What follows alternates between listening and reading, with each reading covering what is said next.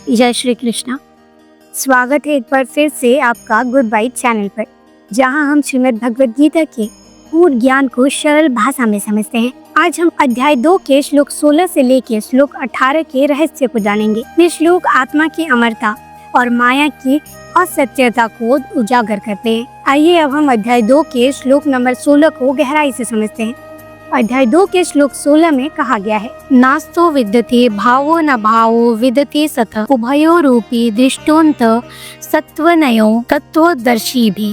अर्थात जो वस्तुएं असत्य है, यानी जिनका स्वभाव ही बदलना है, जैसे शरीर, सुख दुख, धन आदि, उनका कोई स्थायी अस्तित्व नहीं होता।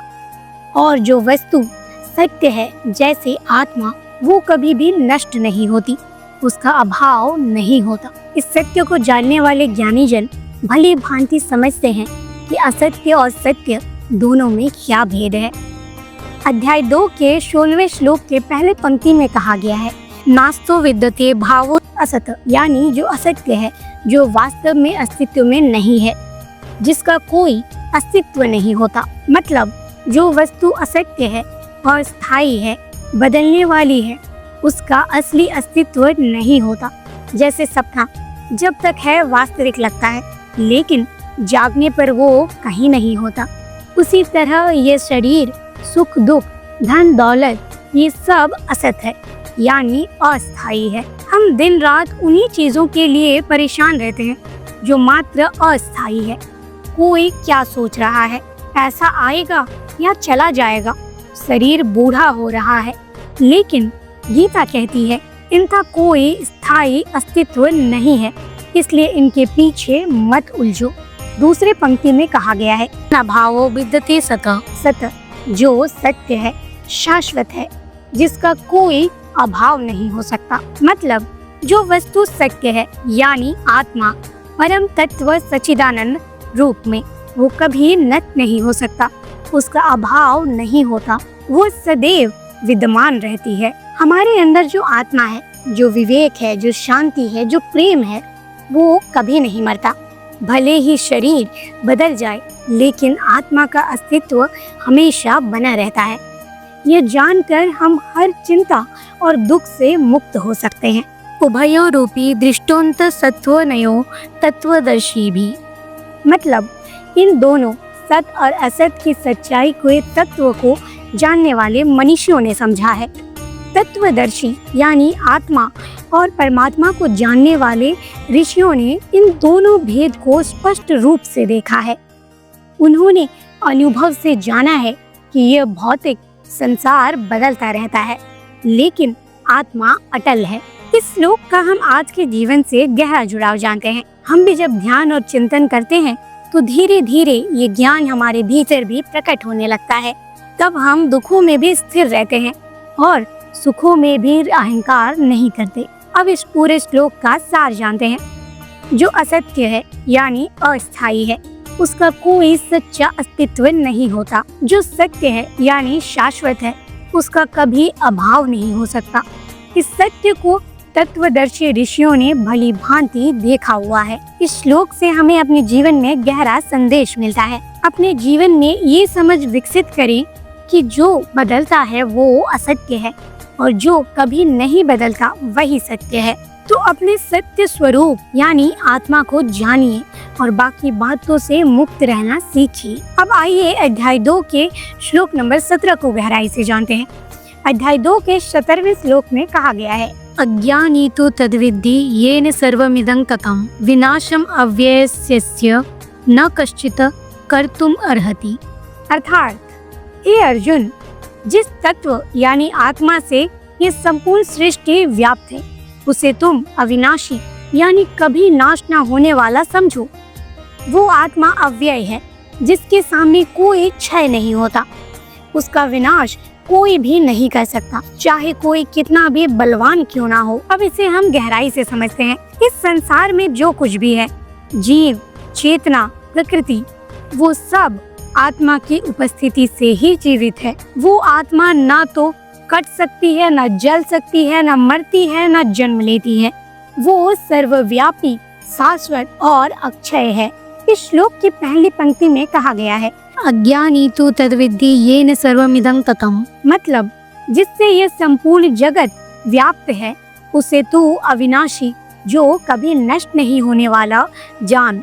भगवान श्री कृष्ण अर्जुन से कहते हैं, जिस तत्व यानी आत्मा से यह पूरा संसार भरा हुआ है वो अविनाशी है। हर जीव के भीतर वही आत्मा है जो इस संपूर्ण ब्रह्मांड को चेतना और जीवन देती है। हमारा शरीर अलग अलग दिखता है पर भीतर आत्मा एक ही है और वो कभी न जन्म लेती है न मरती है। इस श्लोक की दूसरी पंक्ति में कहा गया है, विनाशम अव्ययस्य न कश्चित् कर्तुम अर्हति। मतलब उस अव्यय यानी जिसका कभी क्षय नहीं होता, आत्मा का विनाश कोई नहीं कर सकता। यह आत्मा अव्यय है यानी इसका कभी कोई नाश या हानि नहीं कर सकता। इसका विनाश न कोई शस्त्र कर सकता है, न अग्नि जला सकती है, न जल बहा सकती है, न वायु सुखा सकती है। यह शुद्ध चेतना है जो हर जीव में एक समान व्याप्त है और सदैव बनी रहती है। आज के जीवन से इस श्लोक का गहरा जुड़ाव जानते हैं। जब हमें लगता है कि हम हार गए हैं, कुछ भी हमारे हाथ में नहीं है, तो यह श्लोक हमें याद दिलाती है कि हमारे भीतर जो आत्मा है वो अडोल, शक्तिशाली और अजर अमर है। कोई व्यक्ति, परिस्थिति या अपमान हमारी आत्मा को क्षति नहीं पहुंचा सकती। हमारा सच्चा बल आत्मा की शांति और स्थिरता में है। इस श्लोक का सार जानते हैं। इस श्लोक का सार है, जिस आत्मा से यह संपूर्ण जगत व्याप्त है वो अविनाशी और अक्षय है। कोई भी शक्ति उसका विनाश नहीं कर सकती क्योंकि वो शरीर नहीं, शुद्ध चैतन्य है। अब आइए अध्याय 2 के श्लोक नंबर 18 को गहराई से जानते हैं। अध्याय 2 के श्लोक 18 में कहा गया है, अंतवंत इमे देहा नित्य संयुक्त शरीरिण अनासीनो प्रमेस्य तस्माद युधिस्व भारत। अर्थात हे अर्जुन, ये सभी शरीर नाशवान हैं, लेकिन जो इनके अंदर आत्मा है वो नित्य, हमारे साथ रहने वाली, अविनाशी यानी जिसका कभी नाश नहीं हो सकता, और अप्रमेय यानी जिसे पूरी तरह जाना या मापा नहीं जा सकता। इसलिए जब आत्मा कभी नहीं मरती और शरीर को तो एक ना एक दिन खत्म होना ही है, तो तू मोह त्याग कर अपने धर्म के अनुसार युद्ध कर। इस श्लोक की पहली पंक्ति में कहा गया है, अंतवंत इमी देहा नित्य शोक्त शरीरिण। मतलब ये सारे देह यानी शरीर जो नाशवान है, जबकि जो इन शरीरों में विराजमान है वो आत्मा है, वो नित्य है, हमेशा साथ रहने वाला है। हम दिन रात अपने शरीर को लेकर चिंतित रहते हैं, कभी रूप, कभी उम्र, कभी बीमारी, कभी मृत्यु। पर श्री कृष्ण कहते हैं शरीर तो बदलता रहता है पर असली में आत्मा अजर और अमर है। जैसे कपड़े बदलते हैं वैसे ही आत्मा शरीर बदलती है, इसलिए अपने सच्चे स्वरूप को पहचानो। इस श्लोक की दूसरी पंक्ति में कहा गया है, अनाशीनो प्रमेश्य तस्माद युधिस्व भारत। मतलब जिस आत्मा का नाश संभव नहीं है, जो अप्रेम्य यानी जिसे मापा या पूरी तरह समझा नहीं जा सकता है, ये भारत यानी अर्जुन, इसलिए तू युद्ध कर, अपने कर्तव्य से पीछे मत हट। कभी हम अपने कर्तव्य से भागना चाहते हैं, डर, मोह या दुख के कारण, पर श्री कृष्ण कहते हैं कि जब आत्मा अमर है और कर्म ही जीवन का धर्म है तो डर मत और आगे बढ़, संघर्ष कर, कर्तव्य पालन ही सच्चा योग है। इस श्लोक का हम आज के जीवन से जुड़ाव जानते हैं। आज हम सब किसी न किसी डर या मोह में बंधे हुए हैं। कोई रिश्तों के बिछड़ने से डरता है, कोई बुढ़ापे या मौत से डरता है, कोई हार या आलोचना से डरने लगता है, तो कोई अपने भविष्य को लेकर चिंतित रहता है।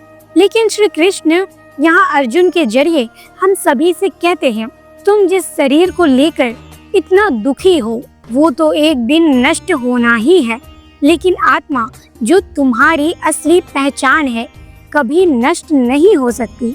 इसलिए कर्तव्य से भागो मत, चाहे जीवन में कितनी भी चुनौतियां क्यों ना हो। डर, मोह और भ्रम को छोड़कर अपना कर्म करो। मृत्यु से डरने की जरूरत नहीं है। मृत्यु केवल शरीर का अंत है, आत्मा तो अपना सफर जारी रखती है। जिन चीजों पर हमारा बस नहीं है, जैसे बुढ़ापा, मृत्यु, बदलाव, उनसे उलझने के बजाय उसे स्वीकार करके आगे बढ़ो। इस श्लोक से हमें एक गहरा संदेश मिलता है। हम शरीर नहीं, आत्मा है। आत्मा अमर है, उसे कोई नष्ट नहीं कर सकता। इसलिए डर, मोह और शोक को त्यागो और कर्तव्य पर डट कर आगे बढ़ो। तो दोस्तों, इस श्लोक के माध्यम से श्री कृष्ण ने हमें एक गहरी बात समझाई है कि शरीर नश्वर है पर आत्मा अमर है, और जब आत्मा को कोई हरा नहीं सकता तो हमें भी अपने डर, मोह और शोक से ऊपर उठकर अपने कर्तव्य को पूरी निष्ठा से निभाना चाहिए। अगर आपको ये वीडियो पसंद आई हो तो वीडियो को लाइक करें और कमेंट करके बताएं कि आपको सबसे ज़्यादा कौन सी बात छू गई, और गुड वाइब्स चैनल को सब्सक्राइब करना ना भूलें, ताकि ऐसी ही आत्मिक और सकारात्मक ज्ञान आपको लगातार मिलती रहे। मिलते हैं अगले वीडियो में एक और गीता के अमूल्य श्लोक के साथ। तब तक के लिए जय श्री कृष्णा।